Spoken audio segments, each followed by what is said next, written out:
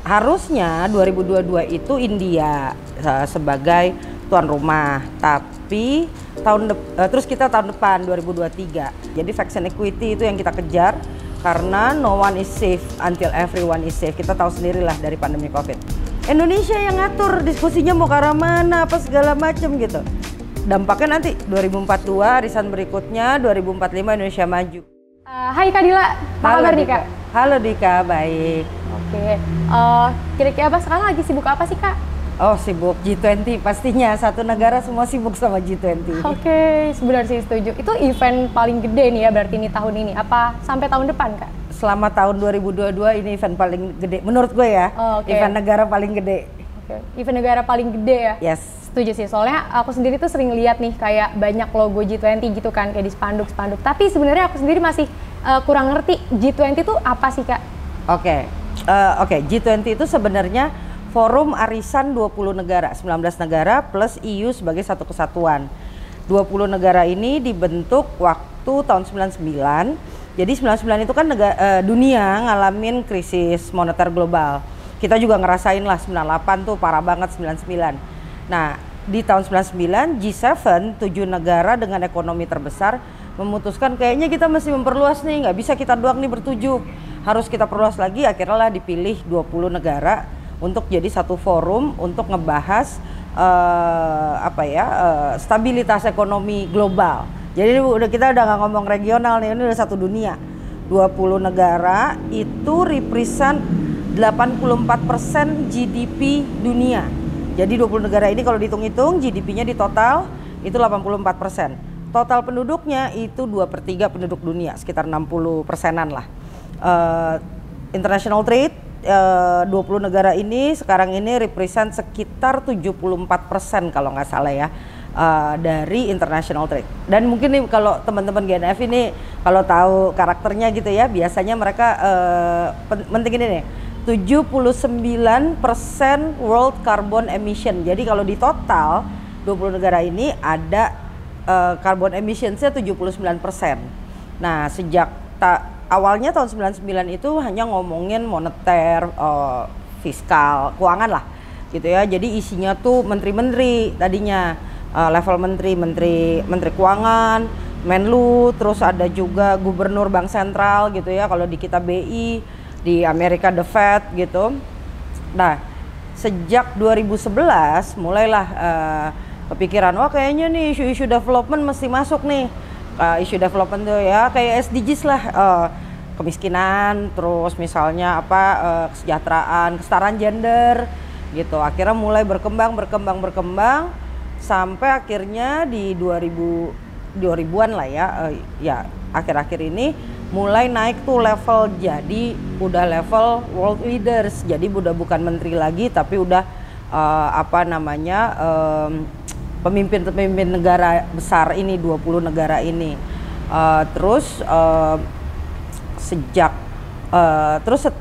G20 itu juga nggak punya sekretariat. Jadi dia tuh forum arisan kebuka aja gitu. Kalau misalnya ASEAN kan ada sekretariatnya, apalagi PBB gitu ya. Kalau ini tuh benar-benar forum arisan. Jadi resminya adalah Government Discussion Forum untuk ngebahas berbagai isu-isu dunia, terutama keuangan dan juga pembangunan. Kurang lebih gitu. Jadi di sini tuh ngobrol lah. Kita ngobrol, lu mau ngapain sih? Yuk nanti kita sama-sama ya gitu. Kurang lebih gitu strukturnya G20. Oke. Ngobrolin arisan gitu ya. Kalau arisan itu kan biasanya dikocok gitu, terus yang menang yang jadi tuan rumah arisan next-nya gitu. Kalau Indonesia sendiri ini kenapa Kak bisa kepilih jadi presidensi yang nyelenggarain presidensi G20 tahun ini gitu? Oke, kenapa Indonesia jadi tuan rumah ya tahun ini? Sebenarnya jadi dia benar kayak arisan, jadi dikocok gitu ya. Ada strukturnya, gue juga rada lupa lah, itu agak ribet. Jadi kayak negara-negaranya dibagi-bagi, ada kelompok-kelompoknya kayak drawingnya World Cup gitu yang kemarin baru kejadian tuh. Nah, kurang lebih kayak gitu. Nah, tapi tuh giliran 20 negara ini bergilir. Harusnya 2022 itu India sebagai tuan rumah, tapi terus kita tahun depan 2023. Tapi 2023 Indonesia itu juga jadi chairman-nya ASEAN. Jadi kan wah, pecah tuh kepala tuh kalau ngerjain ASEAN, ngerjain G20 gitu. Akhirnya presiden ngajuin gitu. Gue 2022 deh. India juga senang gitu. Ya udah gue 2023 ya gantian ya gitu. Jadi ya gitu arisan. Kayak lo kalau lagi arisan ya gue hari ini bulan ini nggak bisa nih, lo aja ya gantian ya bulan depan lo gitu. Kurang lebih kayak gitu. Indonesia jadi tuan rumah tahun ini karena memang dirasa Indonesia sanggup untuk tahun ini. Dan juga India juga senang kalau kita tukeran. Ya udah akhirnya per Oktober kemarin Oktober 2021 dari Italia sebagai presidensi sebelumnya itu menyerahkan keketuaan ke Indonesia. Nanti kita November kita akan menyerahkan keketuaan ke India. Jadi Italia, Indonesia, India ini membentuk satu troika. Troika itu adalah presidensi sekarang, presidensi sebelumnya adalah Italia, lalu presidensi setelahnya itu India. Kenapa ada troika? Supaya isu yang dibahas ada sustainability-nya. Jadi troika nih kayak steering committee kali ya. Jadi kayak kalau lo tuan rumah kan lo punya tuan rumah arisan kan ada tuh beberapa temen yang ikut repot. Nah ini bertiga nih yang repot nih. Jadi hasil-hasil yang dibahas di Italia kemarin 2021 tahun ini dibahas oleh Indonesia dan kita akan pastikan tahun depan akan dibahas oleh India gitu. Oke, kalau dari isu-isu yang tadi ya yang supaya sustainability-nya tuh tetap berlangsung gitu. Nah, isu apa sih yang sering yang kali ini juga ikut diangkat lagi nih dari presidensi sebelumnya di Indonesia? Oke, sebenarnya gini, karena G20 itu nggak punya sekretariat, nggak ada ADART lah gitu, nggak mesti harus gini gitu. Jadi setiap presidensi itu berhak untuk menentukan isunya sendiri. Nah isunya otomatis gue nggak tahu ya waktu Italia gimana. Jujur gue baru pertama kali ini terlibat dalam acara multilateral segede gini. Jadi waktu Indonesia itu memutuskan untuk kita fokus 3 isu. Itu Indonesia yang nentuin gitu, walaupun tentu kita ngelihat ya kalau nggak salah tahun lalu itu Italia ngebahas beberapa isu gitu ya. Kita ada beberapa isu legacy yang kita teruskan, emang kita ambil lagi gitu ya, tapi payung besarnya Indonesia itu menentukan sendiri sesuai dengan dinamika global saat ini. Otomatis waktu kemarin di Oktober itu kita memutuskan isu-isunya apa aja. Kita ngelihat nih, wah nih saatnya dunia itu exit dari pandemi kayaknya nih di 2022. Jadinya goal utamanya presidensi G20 Indonesia ini adalah gimana caranya satu dunia itu bisa exit secara bersama-sama, secara merata. Jadi yang kita tuju itu adalah exit strategy. Yang kita tuju itu adalah exit strategy recovery plan buat rame-rame seluruh dunia, 20 negara plus negara invitee. Jadi kalau arisan G20 yang datang nggak cuma 20, nanti yang datang nih semua nih 20 datang plus negara undangan. Nah kita sebagai presidensi berhak untuk mengundang siapa aja. Misalnya ada Singapura tahun ini kita undang, ASEAN kita undang, African countries yang ini ada juga yang kita undang, banyak lah. Kalau nggak salah udah 19 lebih negara yang akan datang di luar 20 negara G20. Nah, kita semua bahas isu-isu untuk menuju exit strategy recovery plan.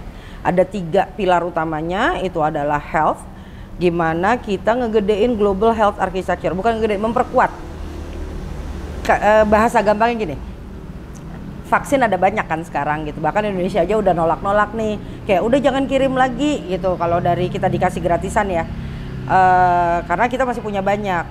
Vaksin tuh ada banyak di mana-mana, tapi tanpa nakesnya, tanpa sistem kesehatannya, sistem informasinya, logistiknya, belum tentu semua negara itu bisa mendeliver vaksin dari pabrik sampai ke tangan orang masing-masing gitu.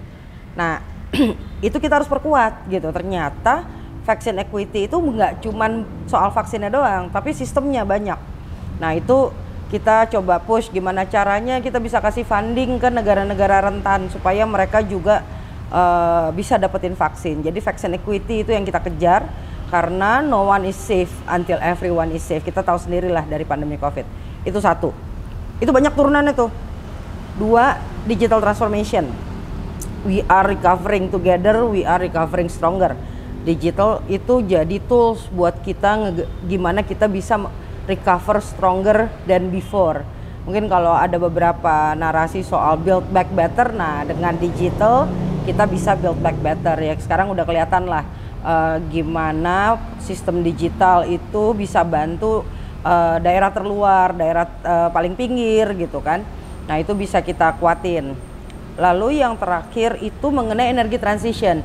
Energy transition sebenarnya itu masih part of the recovery plan, karena if we want to recover stronger, kita harus pikirin bumi ini gitu. Jadi energy transition adalah satu isu sebagai respon kita terhadap perubahan iklim.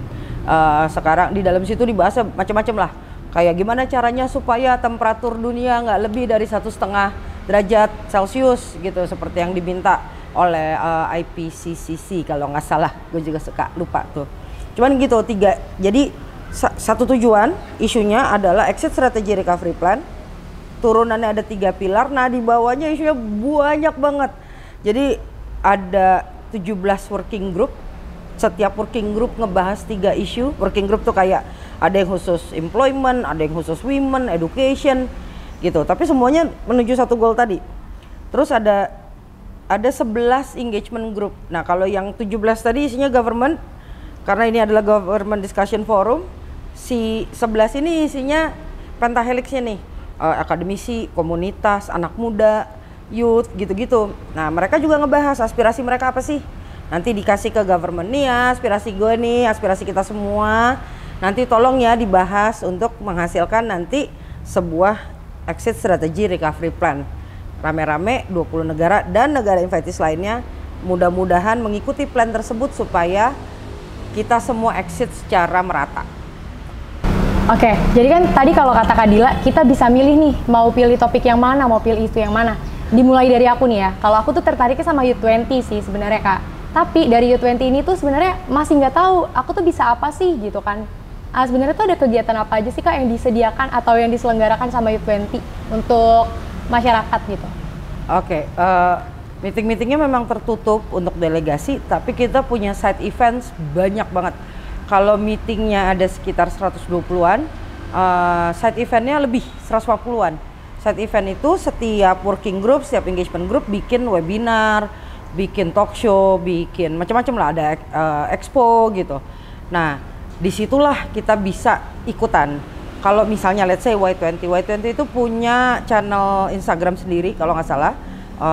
Gue juga lupa ininya apa, handle-nya apa. Tapi di situ kelihatan tuh mereka ngomongin apa aja, terus mereka kegiatannya apa aja. Kegiatannya tuh ada, misalnya kalau kemarin tuh kita ada webinar soal ngebahas employment buat anak muda, future of jobs gitu. Ikut di situ, partisipasi. Atau nggak as simple as tulisin aja di Instagram, komen aja di postingan-postingan mereka. Itu kebaca tuh sama mereka. Nanti oh iya nih penting ya nih enggak gitu.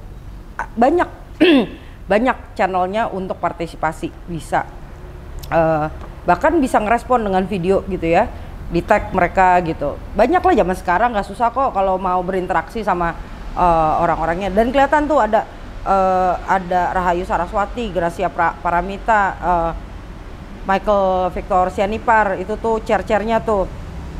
DM ke mereka juga bisa gitu. Mereka tuh sangat terbuka dengan berbagai macam aspirasi, masukan gitu ya. Ya mungkin di tengah kesibukan mungkin nggak dibales, tapi pasti dibaca gitu. Jadi banyak kok, ikutin. Pokoknya watch that space gitu ya di setiap sektornya. Ya udah terlibat dalam pembicaraannya. Di energi juga banyak banget, kayak misalnya masyarakat tuh bikin berbagai macam event. Jadi bahkan side eventsnya dikerjainnya bukan cuman sama orang-orang yang di dalam G20 gitu ya, asosiasi apa segala macam itu semua terlibat, semua celebrating presidensi G20 Indonesia. Nah ikutan pokoknya, setiap dengar kata-kata G20 misalnya tadi Youth 20 gitu ya, ya udah ini apa sih, baca, pahami gitu apa sih yang mereka lagi kerjain, lalu respon. Gampang banget beneran deh.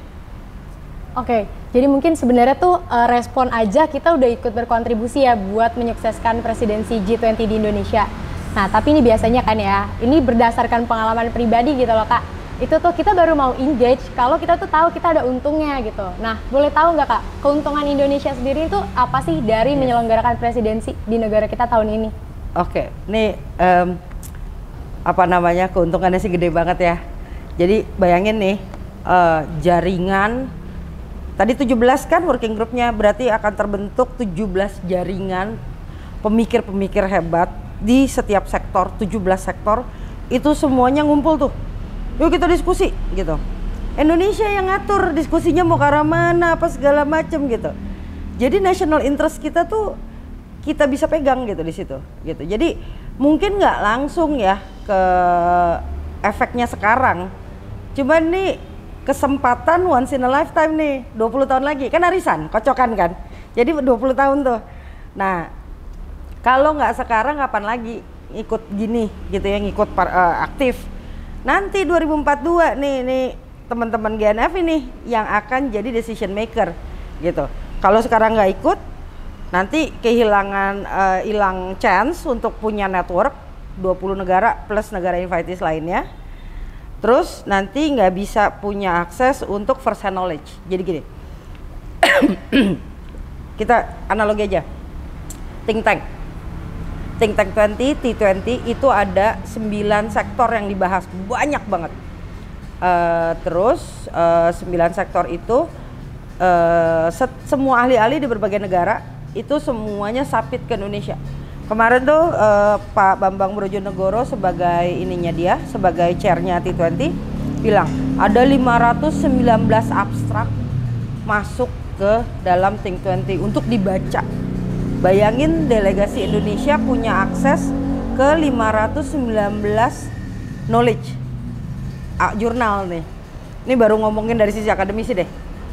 Itu first hand knowledge kan buat semua, buat orang-orang Indonesia, buat delegasi Indonesia. Kalau nggak ikutan sekarang, ketinggalan kereta 2045 nanti semuanya gelagapan. Nih anak-anak muda di teman-teman GNF ini ikutan dari sekarang supaya ngerti ini isu-isu apa sih yang dibahas buat 2042 ketika kita nanti dapat lagi nih kesempatan arisan gitu. Kalian yang akan jadi decision makernya, jadi kenapa nggak mulai dari sekarang, mumpung sekarang kita bisa ngumpulin knowledge tadi, kita bisa mendrive network tadi untuk kepentingan dunia dan juga national interest. Oke, jadi si arisan ini tuh hadiahnya ya, si undiannya itu hadiahnya itu emang kesempatan buat belajar ya, buat cari tahu tentang isu-isu yang lagi dibahas supaya next kalau kita menang arisan lagi tuh nggak ketinggalan gitu. Jadi ngejarnya apa ya, berseris gitulah ya untuk belajar. Oke deh. Nah kalau gitu mau tahu juga sih sebenarnya selain tadi ya tentang gotong royong, ada keseruan apa lagi sih dari G20 yang bisa masyarakat rasain gitu, yang bisa dijanjiin lah gitu? Keseruannya sih yang berasa banget ya, misal Digital Economy Working Group itu di Labuan Bajo bulan lalu ya, akhir Maret itu udah segala apa ya, rantai pasok kegiatan eventnya sendiri itu udah siap tuh, turun catering, travel, tempat wisata rame, macam-macam deh. Duit yang mengalir ke semua kota-kota ini. Jadi G20 itu dilaksanakan di 19 kota, nggak cuma Jakarta doang, nggak cuma Bali doang. Jadi ada tadi 120-an meeting tadi itu disebar ke seluruh Indonesia, sampai Manokwari, sampai Papua gitu. Nah itu seru banget. Ada kesenian, ada kebudayaan juga ditampilkan gitu. Orang-orang Indonesia nih delegasi Indonesia itu nampilin banget makanan, rendang lah, apalah gitu. Kemarin delegasi G20 ada yang bisa naik Borobudur, terus mereka diajarin relief-reliefnya gitu. Nah di kota masing-masing teman-teman GNF itu bisa terlibat gitu. Biasanya tuh di teman-teman di bidang pariwisata yang banyak terlibat dalam keseruan G20. Nah itu yang real tuh, ekonomi kreatif, souvenir gitu ya, kita tuh mastiin banget bahwa semua souvenir yang dikasih sama delegasi itu adalah souvenir asli Indonesia, filosofinya jelas gitu. Kayak misalnya nih aku pakai kain Sumba gitu, dijelasin ini kain Sumba motifnya ini apa segala macam, ini artinya apa. Nah teman-teman bisa jadi LO-nya, bisa jadi apa namanya, bahkan bisa berinteraksi dengan delegasi gitu ya, untuk cerita Indonesia kayak apa sih, anak muda Indonesia tuh kayak apa sih, good news from Indonesia itu apa aja. Itu penting banget untuk kita tampilin ke delegasi supaya mereka pulang bawa impresi yang bagus soal Indonesia. Mereka bilang kayak gila Indonesia ini banget apa namanya, magnificent, amazing gitu. Beberapa delegasi bahkan sempat ngomong ke gue kayak apa ya, mereka tuh ngomongnya kayak mereka bilang kayak mereka amazed banget Indonesia have the courage, have the audacity untuk ngundang semua orang ini datang ke Indonesia di tengah pandemi gitu ya, tapi it was safe, nggak ada yang positif so far karena prokes ketat banget di dalam meeting-meeting G20.